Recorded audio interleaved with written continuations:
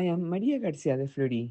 Saint Leo was the first pope to be called the Great, a title earned for his love of the people, his wisdom, and his spiritual greatness. His papacy was one of the most important in the church history. His feast day is celebrated November 10th. Thanks to his good education and his great command of Latin language, he was secretary to the Pope Celestine and the Pope Sixtus III. From the moment he was elected Pope in 440, he emphasized preaching to the people in all feast days of the Church. Where he could not reach, he wrote letters to them. His epistolary comprises 173 letters, mostly dogmatic, disciplinary, and government writings. His style of writing is concise and elegant, brief, and with a great richness of images. In addition to the letters, about 96 sermons are preserved. In the 21 years of his pontificate, St. Leo the Great had to confront internal enemies of the Church who tried to deceive Catholics with their heresies. In the year 451, the Council of Chalcedon was convened to continue clarifying the errors that some wanted to introduce into the Church and thus divert it from the true doctrine of Christ. Pope Leo was unable to attend, so he sent a letter.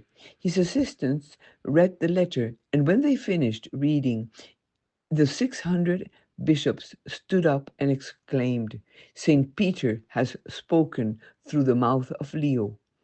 The Pope's fame as a sage and saint continued to grow. This was the fourth ecumenical council of the Church. The council established as a creed that Christ is the second person of the Holy Trinity and is true God and true man. This dogmatic letter that the Pope sent to the council is one of the most famous in the history of the Church.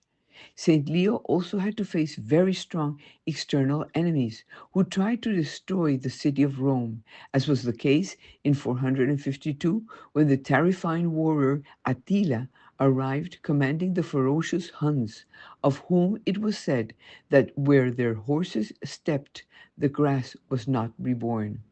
Pope Leo went out to meet them and managed to keep them from entering Rome and to return to their homeland, Hungary. Later in the year 455, another fierce enemy arrived, Genseric, leader of the Vandals, who did manage to enter Rome and sack it, but Pope Leo convinced him not to set city on fire nor to kill its inhabitants. Rome was totally impoverished, but became more spiritual. The people of Rome had great veneration for him, and the bishops regarded him as the most important in the world. He exercised his position as a true pastor and father of the souls. He strove tirelessly to maintain the integrity of the faith, passionately defended the unity of the church, and did his best to mitigate the incursions of the barbarians. He's an example of a great administrator who used his talents in areas where spirit and structure are inseparably combined: doctrine, peace, and pastoral care. He avoided an angelism that tries to live without the body, as well as practicality that deals only with the external. His growth toward holiness was based on the spiritual depth with which he approached the pastoral care of his people. These works earned him with all justice the appellation of Leo the Great, because his life was all of fidelity and union with God, and with God we always win.